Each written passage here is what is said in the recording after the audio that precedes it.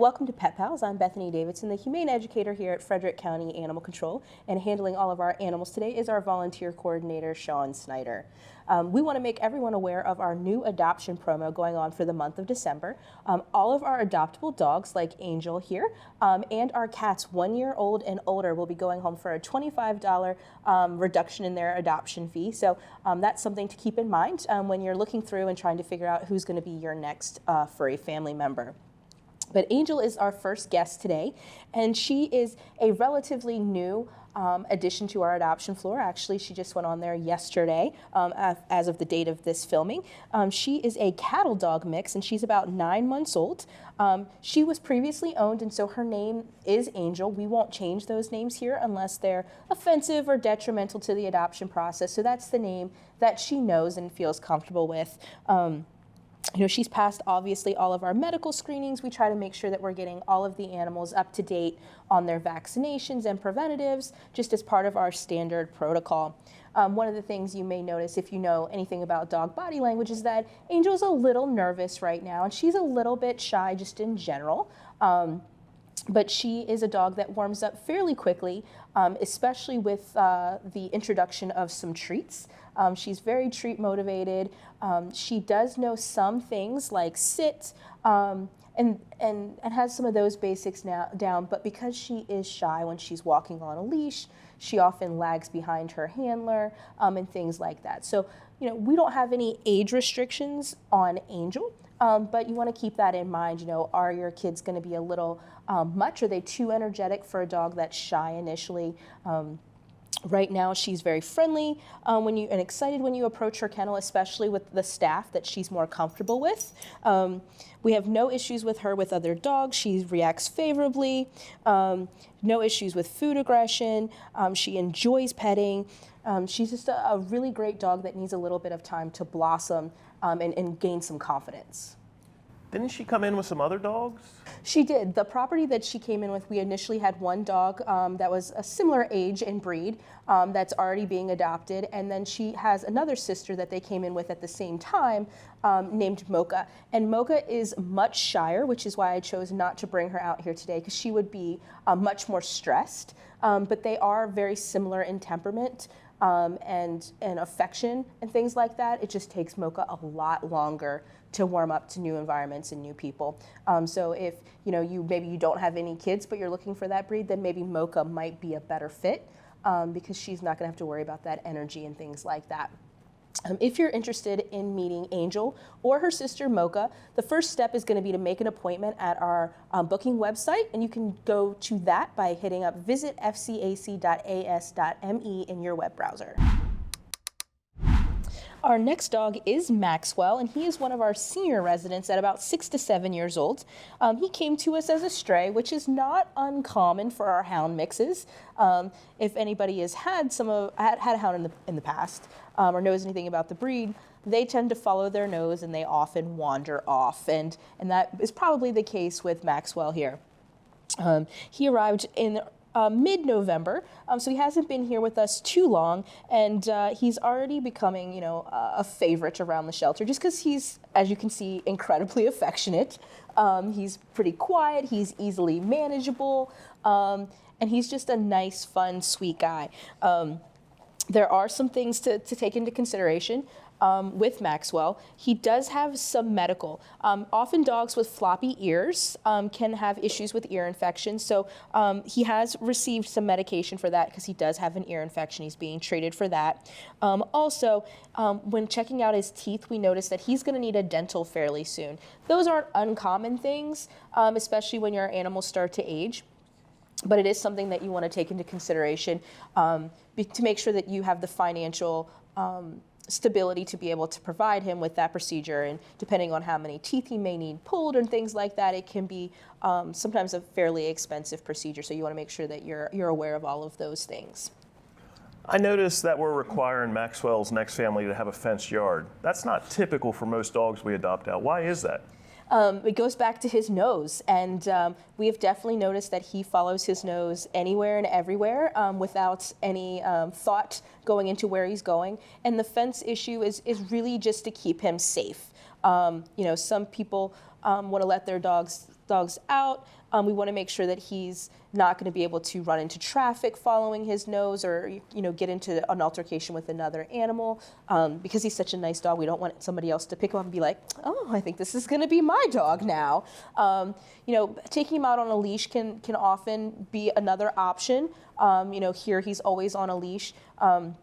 But, just like a tether or something like that would not be advisable. You want to make sure that he's supervised or he's in a very secure fenced yard for his own safety.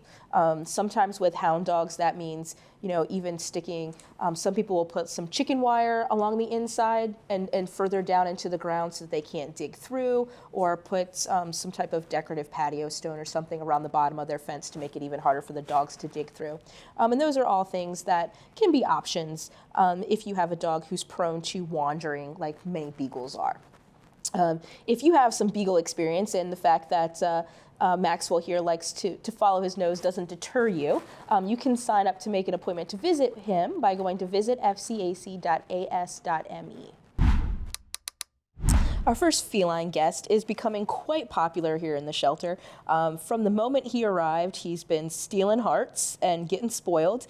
We referred to him as Sir Thomas. He came to us as a stray on the 8th of November, and he looks a little rough around the edges. We're not quite sure what his story is, but he definitely needs to be an indoor cat moving forward, because not only is he front declawed, but he also has 0 teeth. So he's definitely not a cat who can fend for himself outside, which is why he's probably a little bit on the thin side right now. Being outside, we're not sure for how long.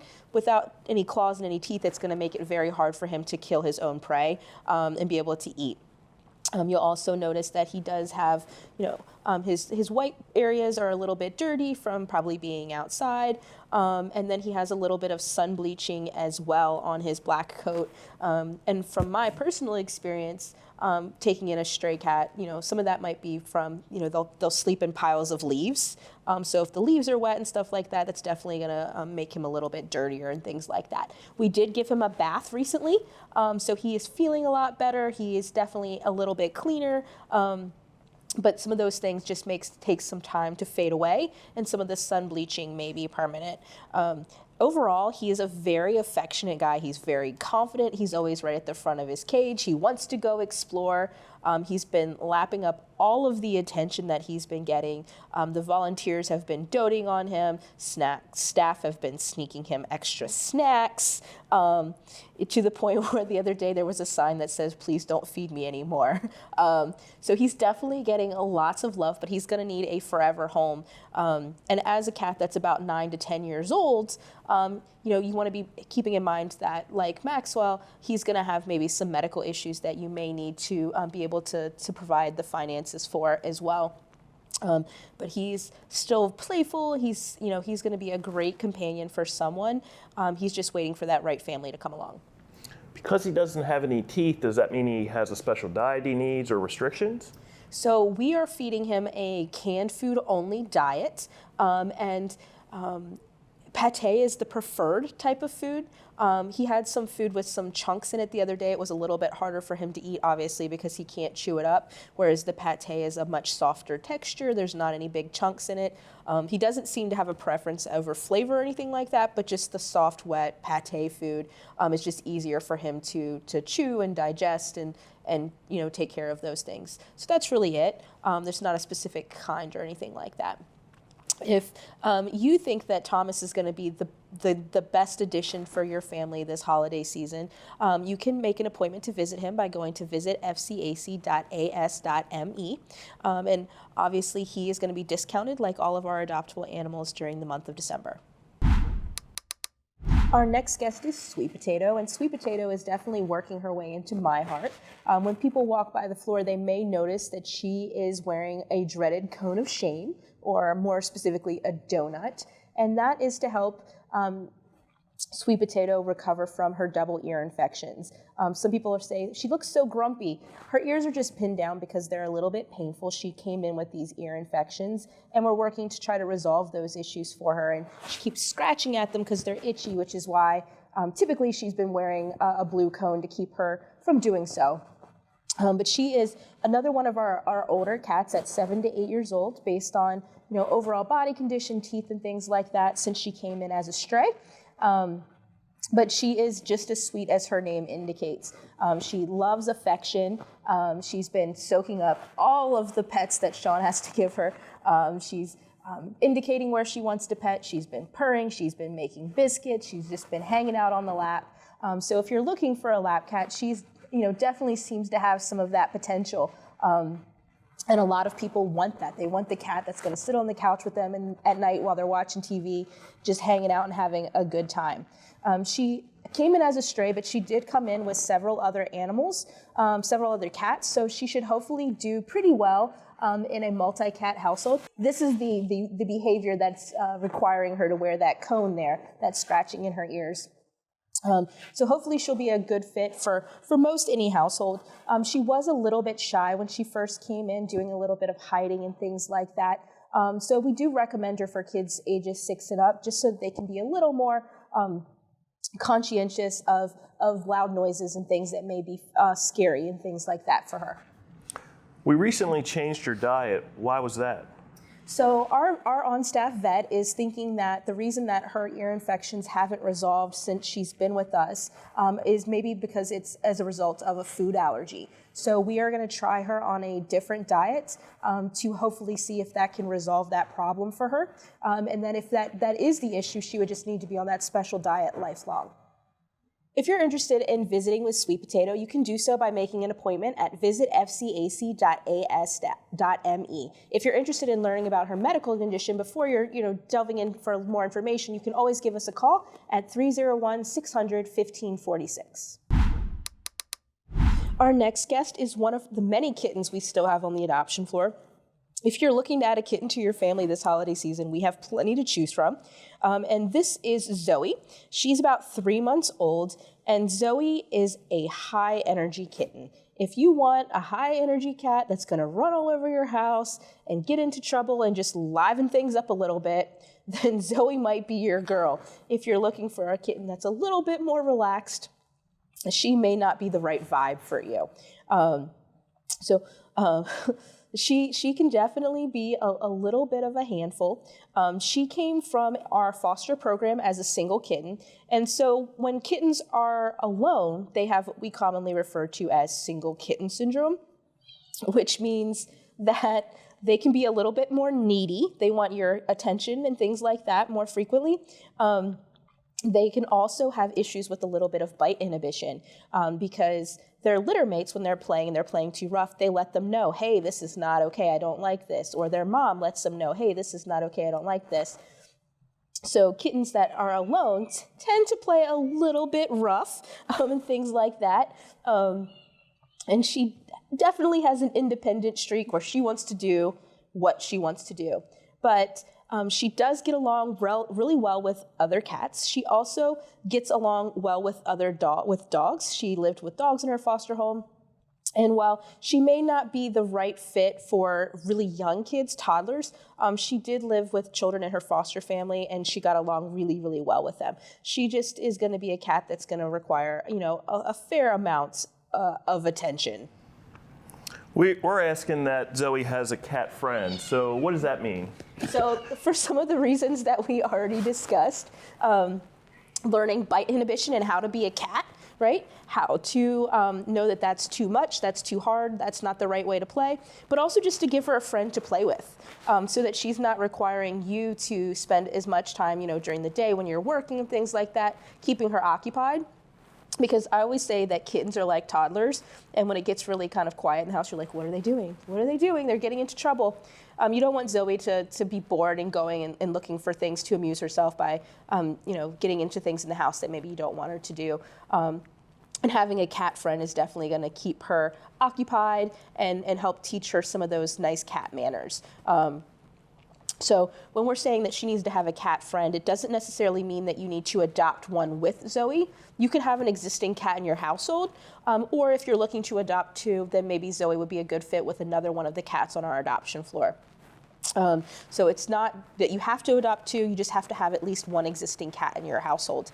And I would say you don't want it to be a super senior I don't know that she would do well with, say, Thomas, but another young cat on the adoption floor or in your household would probably be a good fit for Zoe. If you meet those requirements and you want to take on this little bundle of energy, you can meet her by making that appointment at visitfcac.as.me, and then just ask to see Zoe when you get here. Our final guest today is one of the cats in our greeter cage, which is going to be the first cage you see when you walk in the door. And this is Cannoli. He is also one of our cats that came in as a stray. We're estimating that he's somewhere between 2 and 3 years old, and he's just an easygoing guy. Zoe is going to be a cat that requires a lot of attention, but Cannoli is not. He enjoys attention and affection from his, human friends, and he's been loving the volunteers, giving him lots of attention when they're in the building. But when they're not here, he's also just perfectly content to sit in or under his cat bed, relaxing and having a good day. He's not nearly as needy, at least in this environment, as maybe some of the other cats are. He's just kind of content with whatever. He's, very much a typical cat who wants to engage with you and have attention, but then when he's done, he's just gonna walk away and go and do something else, whether it's take a nap or go play. He's just going to be a much more low maintenance animal. He's old enough that he's kind of out of that obnoxious kitten stage, but he's still young enough that he can be playful and curious and want to explore, and he'll still be with your family for quite a long time. He is at an age where, he doesn't have a lot of medical. We're not really worried about, his teeth and needing a dental or anything like that. So he's going to be a good fit for a large majority of families. He doesn't seem to have any issues with the neighboring cats. So, if you have an existing cat in your household, that would probably be something that would work well for him as well. And we don't have any age restrictions in terms of the ages of children that he could live in a home. So since he has longer fur, does that require more grooming on his owner's part? So some different cats are different. Some cats are better at grooming themselves than others. But anytime you're having a cat with medium or long hair, it is important to brush them a little bit more than maybe you would your short-haired cat. Any cat can get matted, but the longer the fur, the more likely that is to happen. And that can be really painful when it starts to pull on their skin. So just brushing them a little bit more, paying attention to that, can really be helpful. I have a medium hair cat at home, and actually he seems to shed a little bit less than the short hair cats because he has a little bit of an undercoat, so things come out in clumps as opposed to small pieces at a time. But every cat is different. If you're not going to be into as much fur and wanting to do as much brushing, then maybe a shorter hair cat instead of a medium hair or long hair like Cannoli would be a better fit for you.